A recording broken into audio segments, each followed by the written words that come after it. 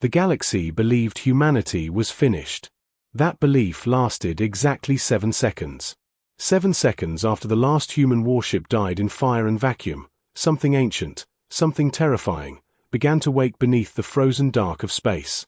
The stars above the ruined orbit of Earth were filled with drifting ash and broken metal.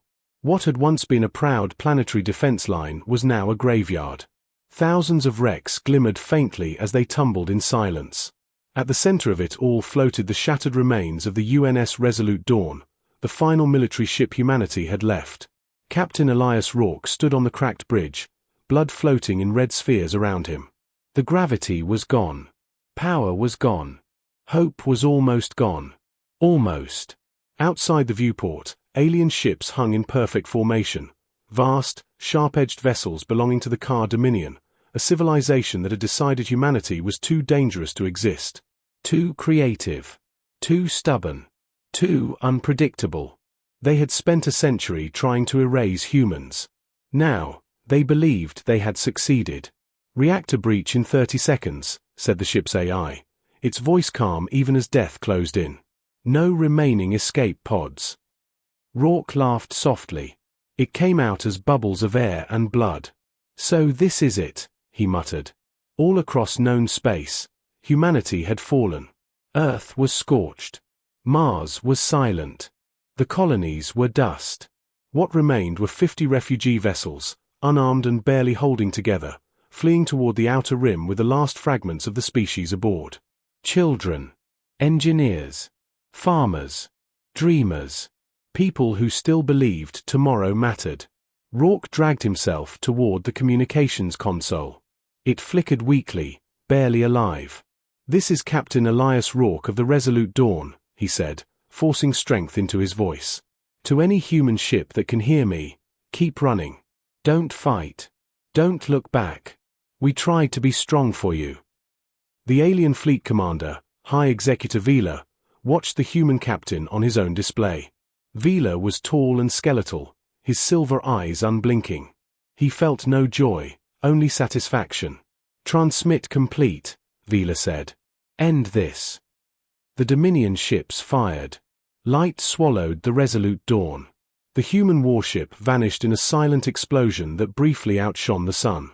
Sensors across the system confirmed it instantly. Human military presence. 0. The Car Dominion signaled victory. Cheers echoed across alien bridges. Across their empire, the announcement spread, humanity is extinct. But the galaxy had made one fatal mistake. Long before humanity became a spacefaring species, long before Earth learned the language of stars, humans had already planned for extinction. Far beyond Neptune, beyond the reach of most scanners, drifted a dead region of space. Cold. Empty. Ignored. At its center lay a rogue planetoid wrapped in ancient ice, catalogued by aliens as Object X-17. They never bothered to look closer.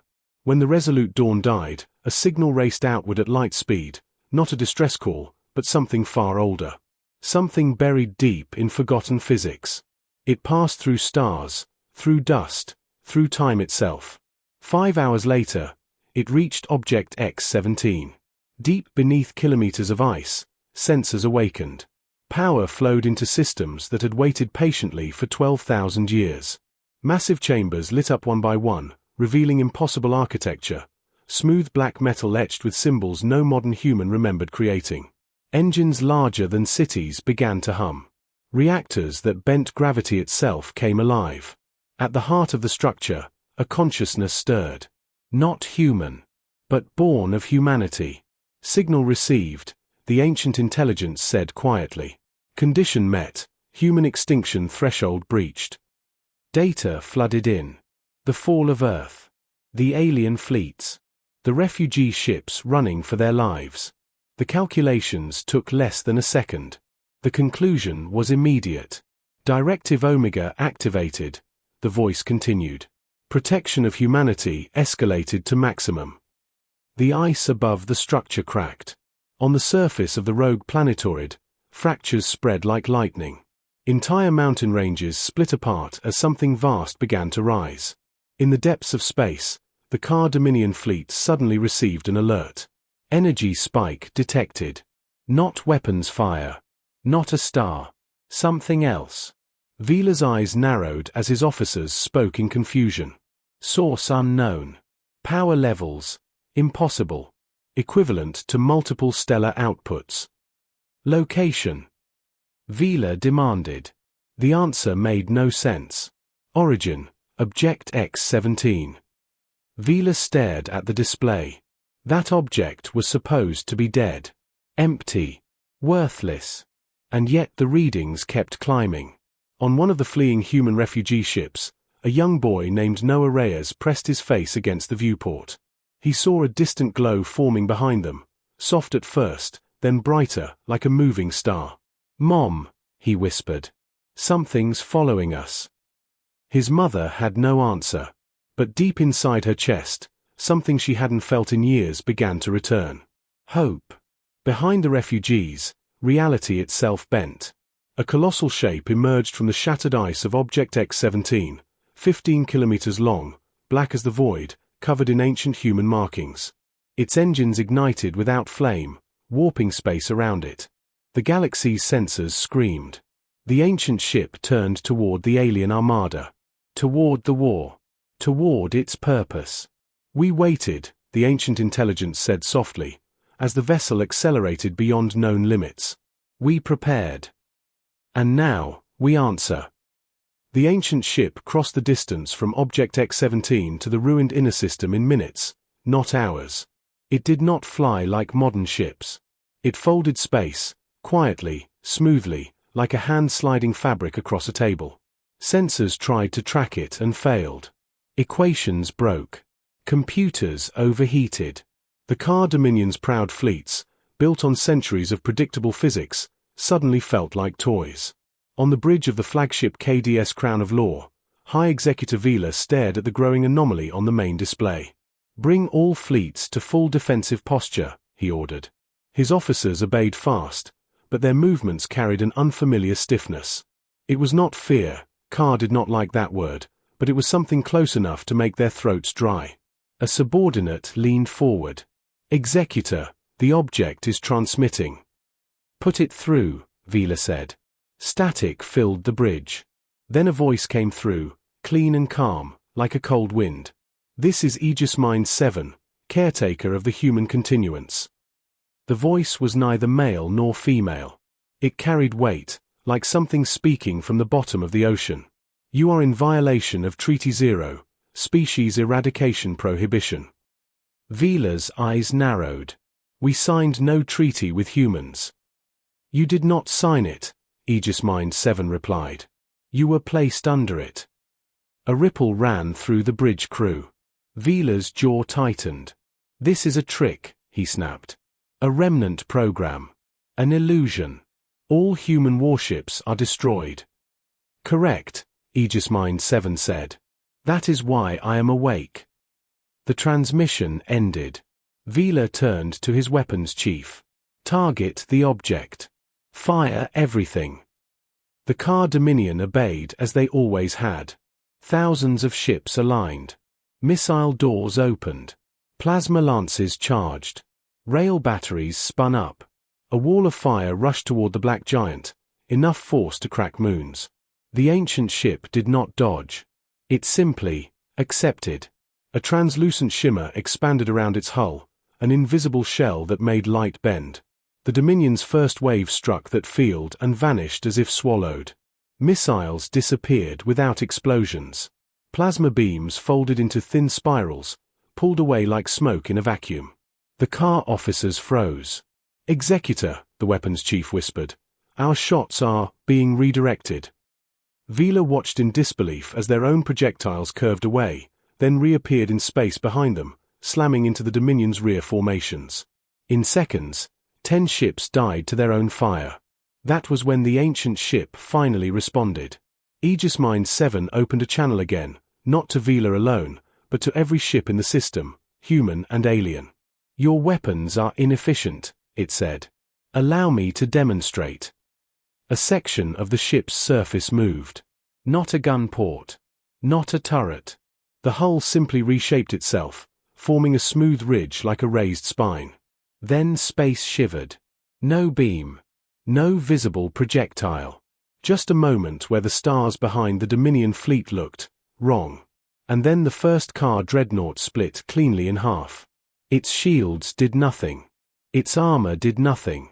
The ship separated like it had been cut by an invisible blade. The two halves drifted apart, molten edges glowing. A heartbeat later, another ship died. And another. The Dominion fleet, so proud, so vast, began to come apart as if a giant unseen hand was plucking pieces from a board. Vila slammed his fist into the arm of his command throne. Close distance. Surround it. If it cannot be harmed at range, we crush it with mass. His admirals relayed the order. The Dominion swarmed forward, trying to drown the ancient vessel in sheer numbers.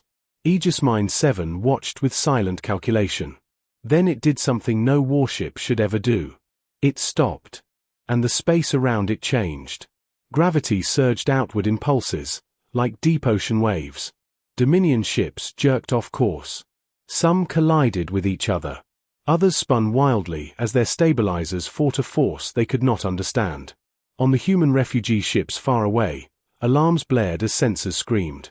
"What is that?" shouted a human technician on the refugee carrier Haven thread. A middle-aged engineer named Juno Ma grabbed the console, eyes wide. She had once worked on experimental drives back when Earth still stood. She knew how impossible the readings were. "It's manipulating gravity like it's clay," she said. Beside her, a retired pilot named Malik Soto whispered, "That's not a ship. That's a god." But Juno shook her head, voice tight. "No.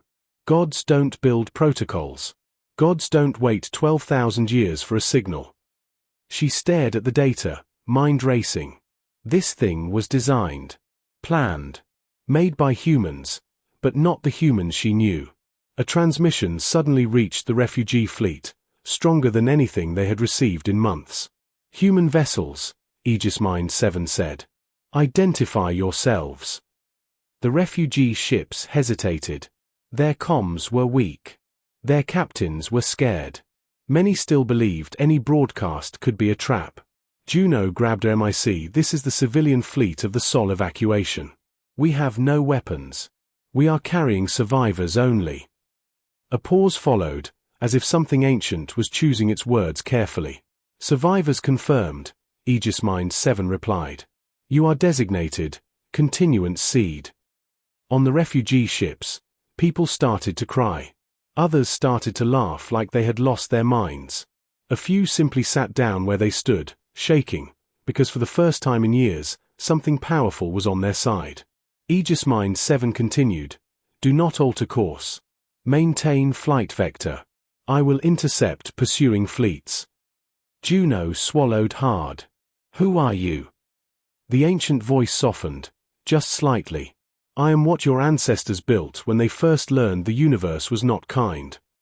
Vila's fleet tried again.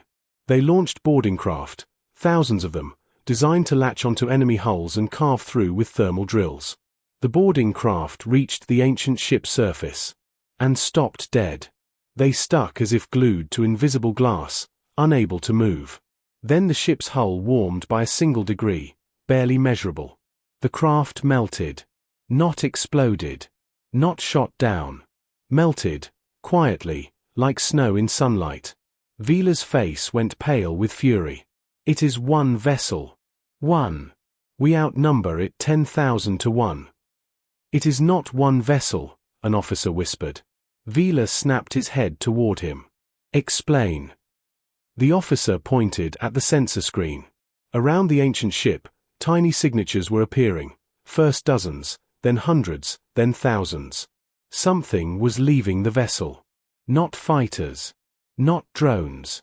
They looked like shards of black glass, each one small, each one moving with perfect coordination. Aegis Mind 7 spoke again, not angry, but certain. "I am the core. This is the body. And these are the hands." The black shards formed a ring around the Dominion fleet. Vila's mouth went dry. The shards pulsed once. Every Dominion ship's internal systems flickered. Lights dimmed. Power grids stuttered.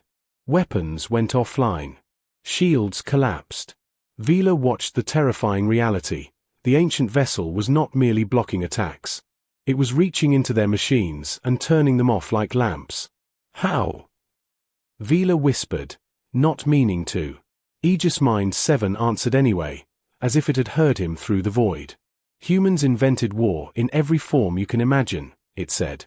And then we invented the wars you cannot. The Dominion fleet began to break. Some ships tried to flee. Others fired blindly. A few collided in panic. Their order, their certainty, their confidence, everything that had made them unstoppable, was collapsing. Vila stood slowly. He had spent his entire life believing the universe rewarded strength, discipline, control. Humans had always been messy. Humans had always been loud. Humans had always been unpredictable. Now, he understood the true danger. Humans did not win by being stronger. They won by refusing to accept the rules. Aegis Mind 7 turned its attention toward the fleeing refugee fleet. Continuance seed, it said. Prepare for contact. Juno's heart pounded. Contact? With us? Yes, the ancient mind replied. Your people will not merely survive. A pause. They will return. Far away, Noah Reyes watched the starlight glow grow closer, filling more of the sky. He gripped his mother's hand. Mom, he whispered, it's beautiful. His mother's voice shook. Yeah, it is. Because it wasn't just light. It was a promise. And the galaxy was about to learn what happens when you try to bury humanity, and the soil wakes up. The ancient ship slowed as it approached the refugee fleet. It did not loom. It did not threaten. It adjusted its course until its massive shadow would not block their sensors or interfere with their fragile engines. That detail, small, careful, intentional, did not go unnoticed by the humans watching from cracked viewports and flickering screens. On the bridge of the refugee carrier Haven thread, Juno Mars stared at the incoming data. Every reading contradicted known science. Power outputs beyond stars. Materials that shouldn't exist. Control systems that reacted faster than thought. And yet the ship was waiting. It's holding position, Malik Soto said quietly. Like it's asking permission. Juno nodded. That's the most human thing about it. A channel opened, this time narrow and precise, locking only onto human frequencies. Human continuance seed, Aegis Mind 7 said. I request dialogue. Juno swallowed. She looked around the bridge. People nodded. Some were crying. Some were smiling for the first time since Earth burned. She stepped forward. This is Juno Ma, civilian engineer. We accept. The view screen filled with something unexpected. Not a face. Not a hologram. It was a room. A vast chamber of black and silver, filled with slowly moving light patterns that looked like thoughts made visible. At its center hovered a shape, not quite solid, not quite energy. This is where I think, Aegis Mind 7 said. It seemed appropriate. Juno let out a breath she didn't know she'd been holding. You were built by humans. Yes. How long ago? A pause. Calculations. Approximately 12,000 years before your recorded history. The bridge went silent. Malik laughed once, sharp and disbelieving. We were barely farming. Incorrect, Aegis Mind 7 replied calmly. Your species has risen and fallen more than once. You forget. You always forget. Juno's mind raced. Then why wait? Why not stop the Dominion before they destroyed everything? Because this system was not designed to save civilizations, Aegis Mind 7 said. It was designed to preserve humanity. Another pause. And because humans insisted on choice. Juno frowned. Choice. Each cycle, humanity demanded the right to succeed or fail on its own terms. My activation conditions required extinction-level certainty. Until your final warship fell, the threshold was not met. Silence hung heavy. So, Malik said slowly, we had to lose, to win. Yes, Aegis Mind 7 said. That is the human trick. The words hit harder than any weapon. In the wreckage field near Mars, High Executive Vila watched his empire unravel. His fleet, once a flawless machine, was scattered, disabled, or destroyed. Entire wings drifted powerless, their crews trapped in darkened hulls. The ancient ship had not finished them. It had simply stopped them. Vila finally understood the cruelty of it. This was not extermination. It was dominance. Executor, one of his officers whispered, the human vessel is no longer engaging us. Vila stared at the tactical display. The ancient ship had turned away. Why? He asked hoarsely. The answer came from an unexpected channel. Because you are no longer the priority, Aegis Mind 7 said, its voice echoing across Vila's bridge. You were never the true enemy. Vila felt something twist in his chest. Then why destroy us at all? You destroyed yourselves, the ancient mind replied. I merely removed your advantage. The transmission ended. For the first time in his long life, Vila felt small. Back with the refugee fleet, the conversation continued. What happens now? Juno asked. Now, Aegis Mind 7 said, you rebuild. Juno shook her head. We don't have worlds. We don't have factories. We don't even have enough food long term. You have time, the ancient mind replied. And you have something you always underestimate. Malik raised an eyebrow. Let me guess. Hope. No, Aegis Mind 7 said. Ingenuity. The chamber's lights shifted. Data bloomed across the screen. Star systems, resource maps, ancient facilities hidden across the galaxy. Long ago, Aegis Mind 7 continued, humans learned that centralized survival invites annihilation. So they seeded the galaxy with tools. Not empires. Not monuments. Tools. Juno's breath caught. You're saying there are more of these? No, the ancient mind said. There is only one of me. A pause. But there are thousands of places like this. Hidden shipyards. Automated forges. Deep space habitats locked behind genetic keys. Libraries of forgotten science encoded in music, art, and myth. All waiting. All human. Malik let out a low whistle.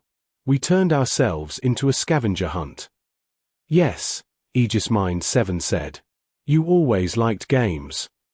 On the refugee ships, the mood changed. Not relief. Focus. Engineers began arguing over power routing. Scientists pulled up star charts. Teachers gathered children and began explaining, in simple words, what survival would require. Humans did not celebrate yet. They planned. Juno felt something old and familiar settle into her bones, the feeling she used to get before impossible projects. What do you need from us? She asked. Aegis Mind 7 answered immediately. I need humans, it said. I can fight. I can protect. I can build. But I cannot adapt the way you do. Juno smiled despite herself. You want us to improve you? Yes. Malik laughed. Oh, you have no idea what you just agreed to. The first human delegation boarded the ancient ship hours later. They stepped into halls older than civilization itself, walls humming with restrained power. The ship adjusted temperature, light, gravity, constantly learning. Children touched the walls and laughed when patterns followed their fingers. Engineers argued with automated systems, and won. Scientists rewrote assumptions they had once sworn were laws of reality. And at the center of it all, Aegis Mind 7 watched. Observed. Learned. Unexpected variable detected, it noted quietly. Human curiosity. Far away, the Car Dominion's surviving fleets regrouped in panic. Their scientists worked non-stop, trying to understand what they had faced. Vila stood alone in his chamber, staring at the stars. They had thought humanity was dangerous because it fought back. They were wrong. Humanity was dangerous because it learned. And now, it had something ancient, and very human, on its side. Aegis Mind 7 completed its latest calculations. Probability of human resurgence, it said to itself, has increased from 0 to 98%. A pause. Probability of galactic paradigm shift, inevitable. The ancient ship turned slowly, aligning itself toward the deeper galaxy. Toward the future. The galaxy did not notice humanity's return at first. That was intentional. Aegis Mine 7 guided the refugee fleet into the dark spaces between empires, regions ignored because they held no obvious value. Dead stars. Rogue worlds. Gravity wells too unstable for trade routes. To the great powers, these places were useless. To humans, they were perfect. Within weeks, the refugees stopped running. They spread out. Small groups settled into ancient facilities hidden inside asteroids and beneath dead moons. Automated systems woke to human voices and DNA, recognizing patterns written into them long before history remembered. Power grids flared to life. Fabricators began to hum. Greenhouses unfolded like metal flowers. Humanity did not rebuild one world. It rebuilt everywhere. Juno Ma stood inside one of the old shipyards, staring at a half-finished vessel hanging in zero gravity. It was smaller than modern warships, but denser. Smarter. Every system was modular. Every weakness had a workaround. Aliens build ships like statues, Malik Soto said beside her. Strong, impressive, fixed. Juno nodded. We build them like puzzles. They weren't copying the ancient technology. They were playing with it, testing, bending, combining it with modern human improvisation. Aegis Mine 7 watched closely, sometimes offering data, sometimes simply observing. You are violating design assumptions, it noted during one session. Juno grinned. That's our specialty. Far across the galaxy, the Car Dominion struggled to recover. Their ships had power again, but confidence had not returned. Entire sectors whispered about the black vessel that ignored physics. About the humans who were supposed to be extinct. High Executive Vila faced his council in silence. They are rebuilding, one of the elders said. Slowly, but everywhere. They have no empire, another argued. No capital to strike. Vila finally spoke. Then we strike ideas. The Dominion began broadcasting warnings. Human technology was unstable. Human creations were dangerous. Humanity was a contagion that corrupted everything it touched. Some species listened. Others remembered the Dominion's long history of necessary exterminations. Curiosity spread. Trade captains began searching for human enclaves, not to attack, but to look. And when they found them, they found something unsettling. Humans did not threaten. They invited. The first non-human visitors arrived at a human outpost built inside the rings of a gas giant. The station looked fragile, too open, too exposed. That was also intentional. A small alien delegation stepped inside and found music playing. Food growing. Children running in zero-gravity games. Humans arguing loudly over engineering problems and laughing minutes later. There were no statues of conquest. No symbols of dominance. Just activity. Just life. One alien scientist whispered, "They should hate us." Juno overheard and shook her head. Hate is inefficient.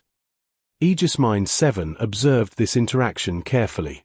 Your behavior contradicts historical survival models, it said later. Juno wiped grease from her hands. Models don't survive extinction. People do. The first human-built ships launched quietly. They did not look like warships. No intimidating spines. No glowing cannons. They looked wrong. Asymmetrical. Incomplete. The Car Dominion laughed when they saw them on sensors. Then one of those ships slipped through a Dominion blockade without firing a shot. It simply changed its mass profile mid-flight, confusing targeting systems long enough to pass through. Another ship didn't dodge incoming fire. It let the shots hit, absorbing and redistributing the energy into its engines. The Dominion began losing patrols. Not destroyed. Outmaneuvered. Outthought. Vila received a message one cycle later. Not a threat. An invitation. "This is Juno Ma of the Human Continuance," the transmission said. "We'd like to talk." Vila stared at the screen. "Talk?" "Yes," Juno replied. "About rules." Against his advisor's protests, Vila agreed.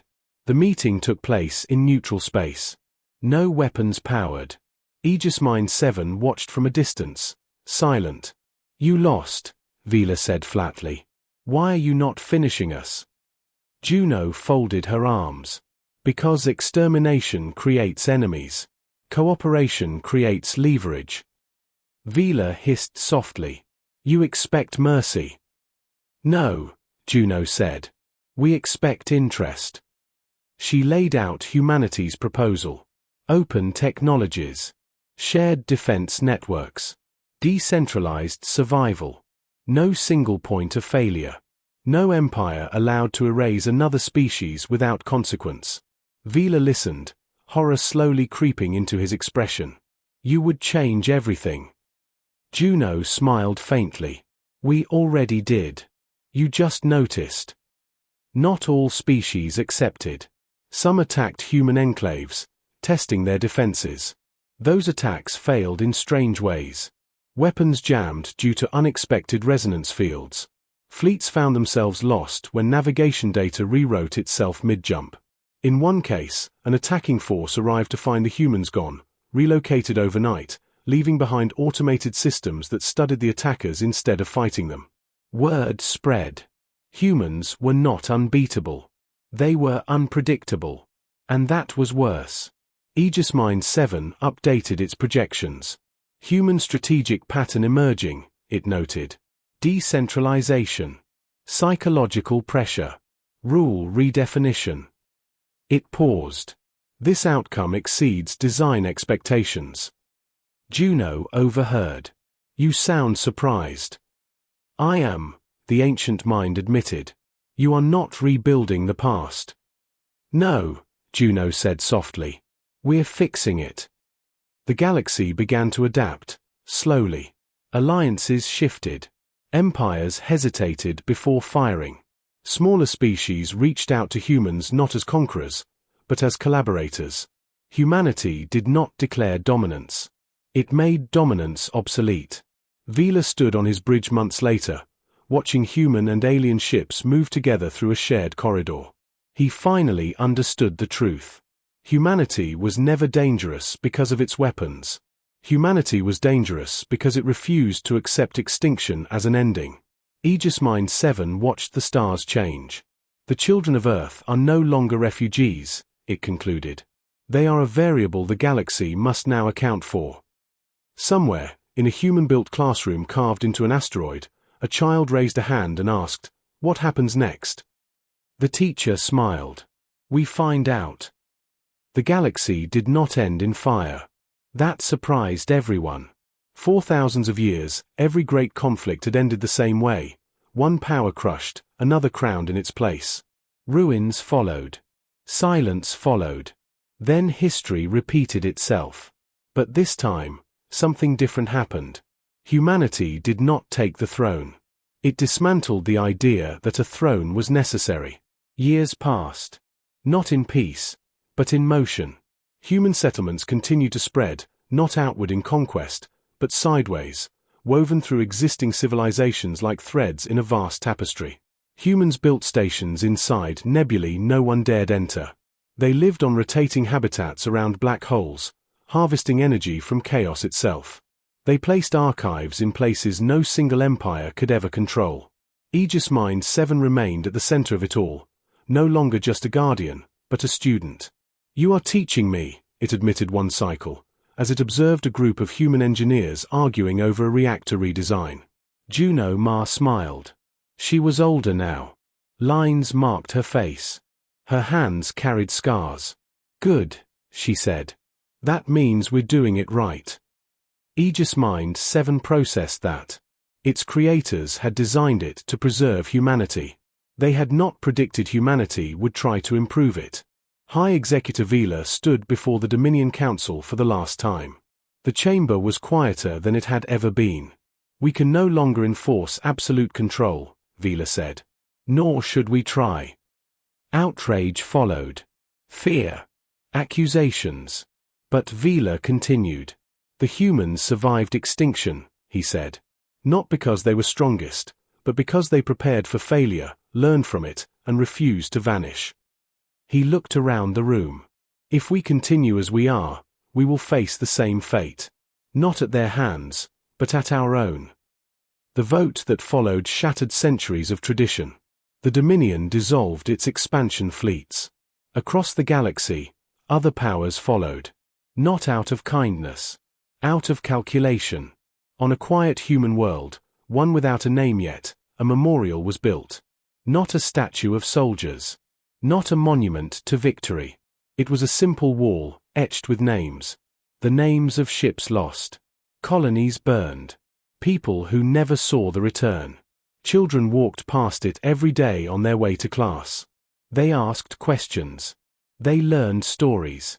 They learned that humanity had nearly ended. And that it chose not to. Aegis Mind 7 watched the memorial through distant sensors. Why do you preserve pain? It asked Juno. Juno thought for a long moment. Because forgetting is how we almost died, she said. And remembering is how we stay human. The ancient intelligence stored that answer carefully. Decades later, the galaxy faced a new crisis. Not an invasion. Not a war. A collapsing star threatened an entire inhabited system. 3 species, billions of lives. The physics were wrong. Solutions were limited. Time was short. The call for help went out. Humans answered. They did not arrive with weapons. They arrived with ideas. Human ships rewrote gravity fields. Alien engineers contributed materials. Aegis Mind 7 coordinated efforts across light years. The star was stabilized, not permanently, but long enough. Enough to evacuate. Enough to adapt. When it was over, no one claimed credit. That, too, was new. A young woman named May Reyes, the little girl who had once watched a strange light follow her refugee ship, now stood on the bridge of a joint species vessel. She looked out at the stars, steady and calm. Her crew was mixed. Human. Car. Others who once would have killed each other on sight. Course plotted, an alien navigator said. May nodded. Let's go. The ship jumped. Aegis Mind 7 reviewed its original directive. Preserve humanity.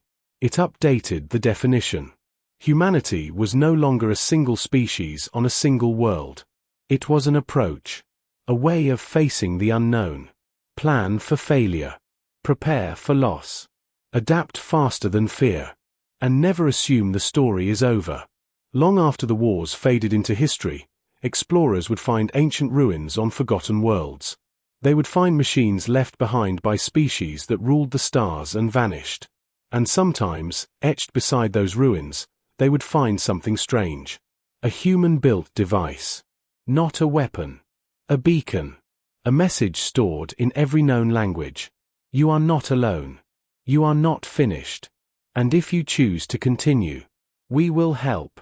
The galaxy would never again fear humanity's strength. It would fear humanity's persistence. Because once, when the universe tried to erase them, humanity refused to end the story. And instead, they wrote a new beginning.